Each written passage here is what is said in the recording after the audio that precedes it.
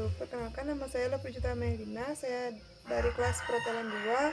Saya berabsen 26. Jadi di sini saya akan memberikan materi mengenai pengaruh agama dan kebudayaan Islam di Indonesia. Masuknya Islam di Indonesia. Pada awal abad ke-7 Masehi, ketika Islam berkembang di Zahirah Arab, Sriwijaya sedang dalam puncak kejayaannya. Dengan berdasar kepada pendapat Hamka bahwa sudah ada pedagang Arab yang singgah di Sriwijaya, maka bukan tidak mungkin bahwa di antara para pedagang Arab sudah ada yang beragama Islam. Ini artinya bahwa Islam sudah hadir dan dimulai di wilayah Indonesia pada abad ke-7 Masehi. Sebagian ahli sejarah yang lain berpendapat bahwa Islam datang ke Indonesia pada abad ke-13. Hal ini dikaitkan dengan hancurnya Baghdad yang diserbu Hulagu pada tahun 1258 Masehi. Akibat hancurnya Baghdad, maka banyak orang Islam yang menyebar keluar dan berkelana mencari daerah baru. Kelompok inilah yang sampai di Indonesia. Teori masuknya Islam di Indonesia. Menurut para sejarawan, pada abad ke-13 Masehi, Islam sudah masuk ke Nusantara yang dibawa oleh para pedagang Muslim.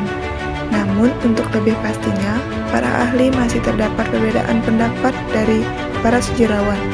Namun, ada 3 teori tentang masuknya Islam di Indonesia.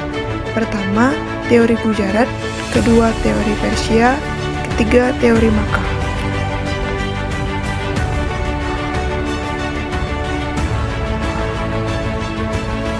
Pertama, ada teori Gujarat. Teori ini dipelopori oleh ahli sejarah Snapur Groje. Menurut agama Islam, masuk ke Indonesia dibawa oleh pedagang Gujarat pada abad ke-13 Masehi. Menurutnya, Islam telah lebih dulu berkembang di kota-kota pelabuhan anak benua India. Orang-orang Gujarat telah lebih awal membuka hubungan dagang dengan Indonesia dibanding dengan pedagang Arab. Dalam pandangan Hurgroje, kedatangan orang Arab terjadi pada masa berikutnya. Orang-orang Arab yang datang kebanyakan adalah keturunan Nabi Muhammad SAW yang menggunakan gelar Sayyid atau Syarif di depan namanya. 2. Teori Persia. Hussein Hidayat mempelopori teori ini menyatakan bahwa agama Islam dibawa oleh pedagang Persia atau Iran. Hal ini berdasarkan kesamaan antara kebudayaan Islam di Indonesia dengan Persia. Pencetus dari teori ini adalah Husain Dijajaningrat, sejarawan asal Banten. Dalam memberikan argumentasinya, Husain lebih menitik beratkan analisisnya pada kesamaan budaya dan tradisi yang berkembang antara masyarakat Persia dan Indonesia. Tradisi tersebut antara lain tradisi merayakan 10 Muharram atau 1 Asyura sebagai hari suci kaum Syiah atas kematian Husain bin Ali, cucu Nabi Muhammad, seperti yang berkembang dalam tradisi tabut di Pariaman, Sumatera Barat.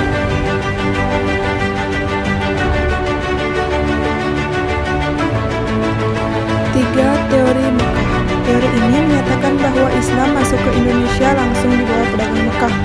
Teori ini berlandaskan sebuah berita dari Cina yang menyatakan jika pada abad ke-7 sudah terdapat perkampungan Muslim yang di pantai barat Sumatera. Tokoh yang perkenalkan teori ini adalah Haji Abdul Karim Amrullah atau Hamka, salah satu ulama sekaligus sastrawan Indonesia. Menurutnya, motivasi awal kedatangan orang Arab tidak dilandasi oleh nilai ekonomi, melainkan didorong oleh motivasi spirit penyebaran agama Islam. Dalam pandangan Hamka, jalur perdagangan antara Indonesia dengan Arab telah berlangsung jauh sebelum Tarik Masehi. Jalur masuknya Islam di Indonesia.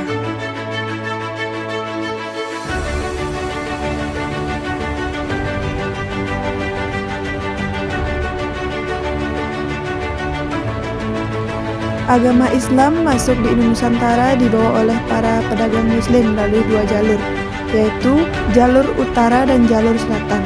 Melalui jalur utara dengan rute Arab, Mekah dan Madinah, Damaskus, Baghdad, Gujarat, pantai barat India, Nusantara.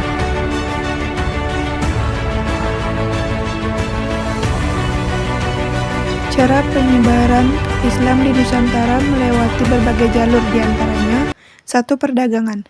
Islam diperkirakan masuk ke Indonesia melalui jalur perdagangan sejak abad ke-7 hingga abad ke-11. Menurut pernyataan dari para saudagar, dari luar maupun Indonesia sendiri, Islam disebarkan di sepanjang jalur perdagangan. Pelabuhan seperti Selat Malaka, Samudra Palembang, disusul Demak, Cirebon, Gresik, Tuban, Makassar, serta Indonesia bagian timur.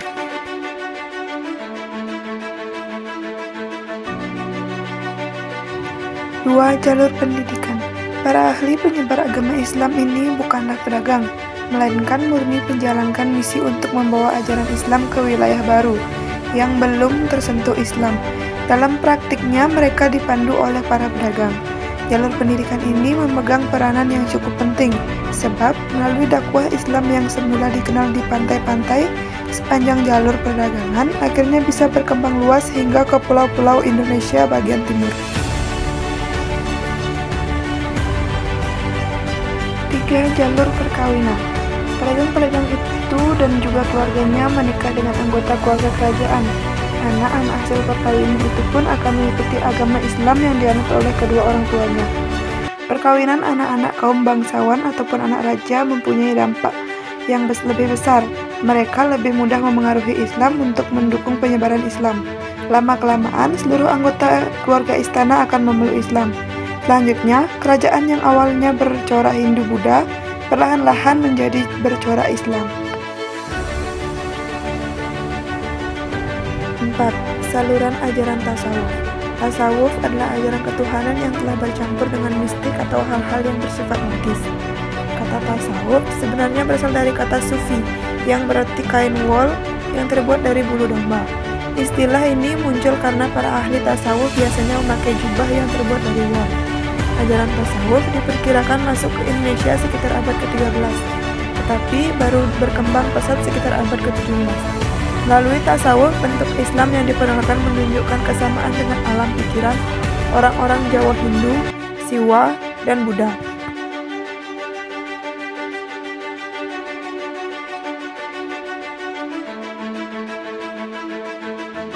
5. Saluran dakwah.